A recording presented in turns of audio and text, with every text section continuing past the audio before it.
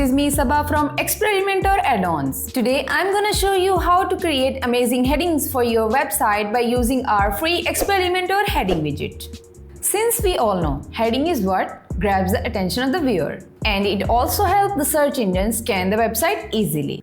Here you can see some templates with different heading styles. You can get an idea of how to style your headings in different ways for your website. Make sure to download the free version of Elementor Addons by clicking on the link given in the description below. You can also watch our video on how to install and activate it. Okay, so we have this template where we can see the heading of healthy food being essential for fitness leading to a healthy life, and we are going to play around with this heading. I'm going to delete it and show you how to make it from the start. We will go to the widget search panel and search for the heading widget. You just have to drag and drop it into your template. See, that's so easy. Now I'll go to the content tab and enter the text for the heading.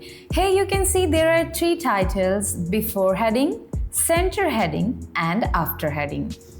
I'm going to write the heading fresh, healthy, and delicious, which we have seen before. I will write fresh in the before field, healthy in the center field, and delicious in the after field.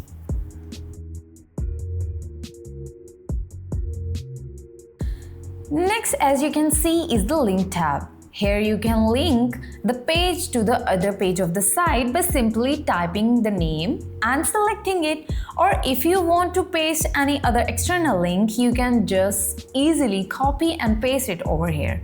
See how easy it is. In the settings of the link, we can choose if we want that linked page to open in a new window or not. I'm going to choose a new window. Here we have another option, which is the no follow-up, which tells the search engine not to follow the link. I'm not going to enable it since I want to maximize the visibility of my website.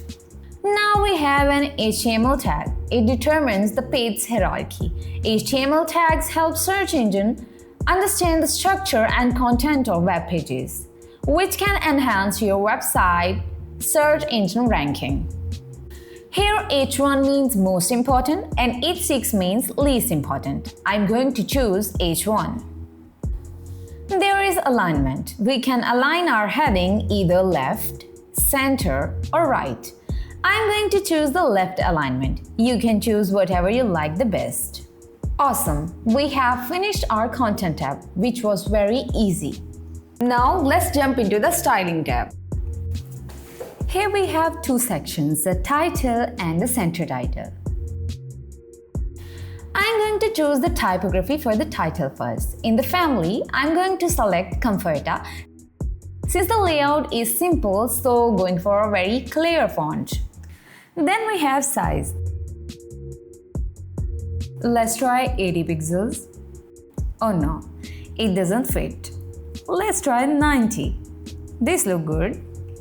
Now let's go for weight. As you can see, we have different weights like 600, 800, etc. I'm selecting 700 pixels. Next is transform, where we have different options like uppercase, lowercase, capitalize, and normal. Let's try these.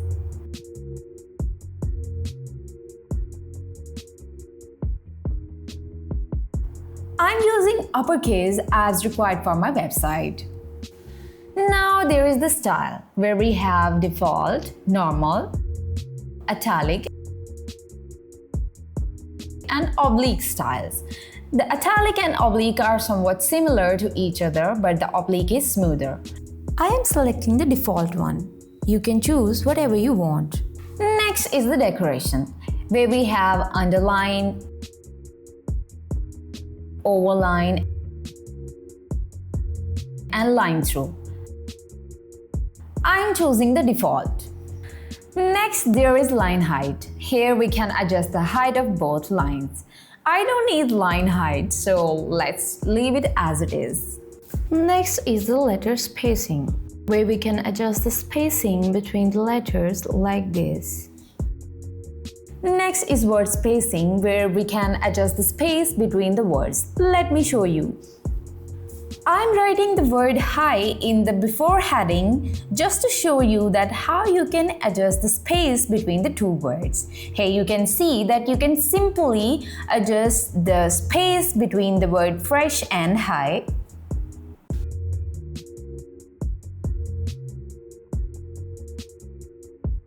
After typography, you have to choose the color for the title.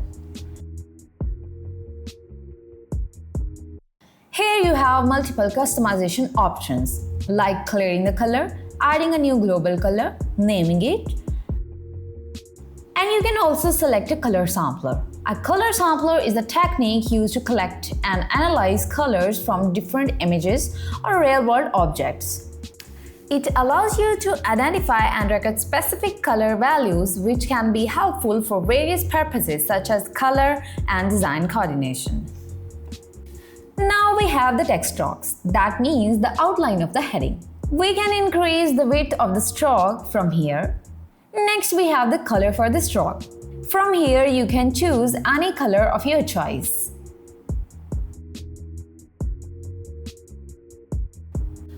We can also add shadows to our text with this text shadow option. Let's try it out. From this color option, you can choose the color for the shadow.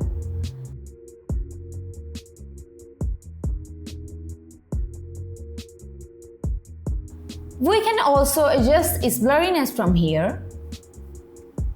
Next, we can adjust the shadow's direction to horizontal or vertical. I am resetting it since I don't need it.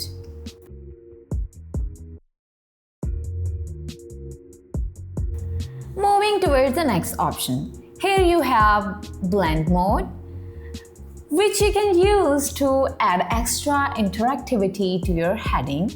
The blend mode creates a cool effect by combining the widget style with the background behind. Since my background is white, it doesn't have anything to contrast with.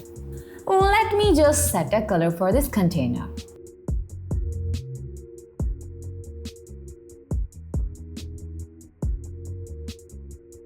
Now let's apply the blending option.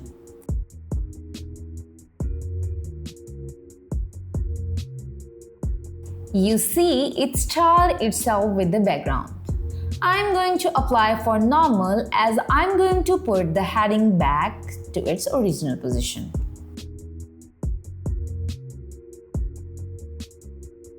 Now we will customize our center heading. We can choose a different font for it. However, I'm setting the same font, that is Comforta, for my central heading. I'm keeping the remaining styles the same as the title.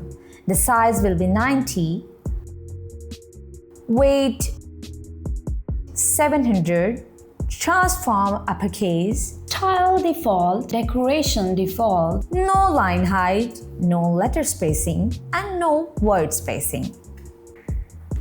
Now we have to choose a color for this center heading. I'll select the green color as it complements my web page. Now we have a background type. Here we can choose classic or gradient type. By selecting classic, we can add a color, image, or even a GIF as a background for the center heading. Let's try the colored one first. We can add different colors according to the requirements of our web page. Let's try for a GIF. I'm going to choose this one. Oh, nice. Now let's insert an image as a background. You can either upload files from your computer or use the media library. I'm going to choose from the media library. I like this picture. Let's try it out. After selecting an image for your center heading, you can see that here is an option for image resolution. You do not need a designer to set the resolution of the image as it offers you multiple options. Next is the position of the image. Here we can set it in different positions. Let's select the center. Oh nice, it looks good. Next is the attachment. Here we have a scroll option where the image will also scroll with the mouse.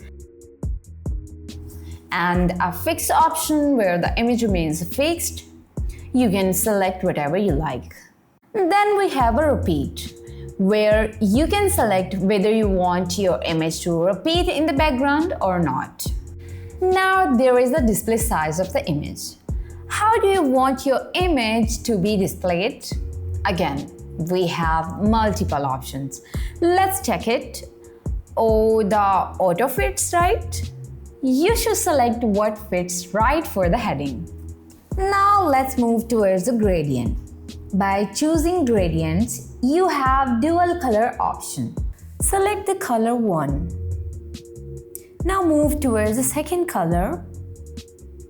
After selecting the color, you can set the location of the gradient like this.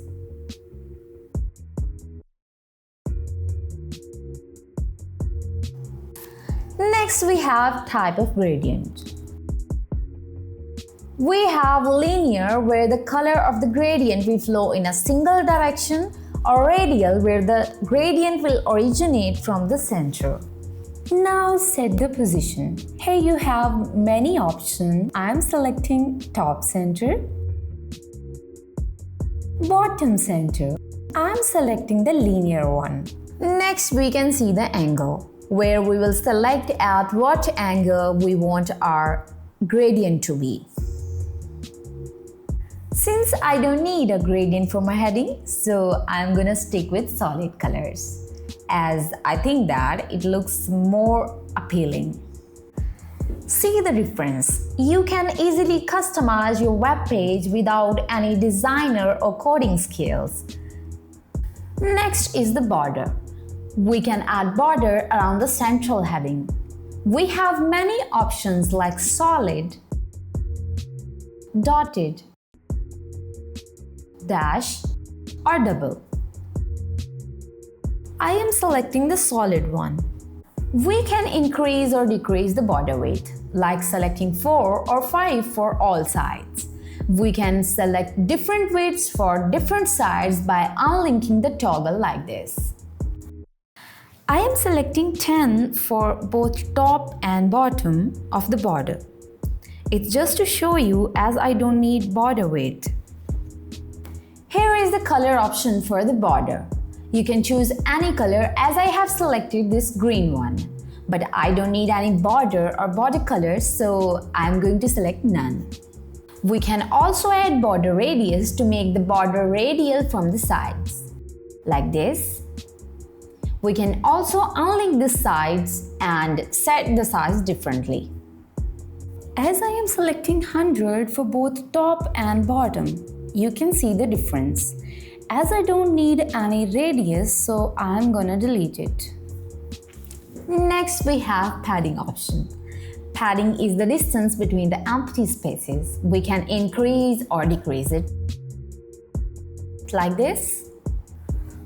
I'm gonna unlink the sides and select 20 for the bottom and same for the top.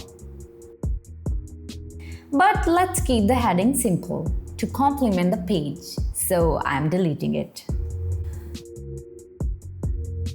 Now click on the preview and see the final look.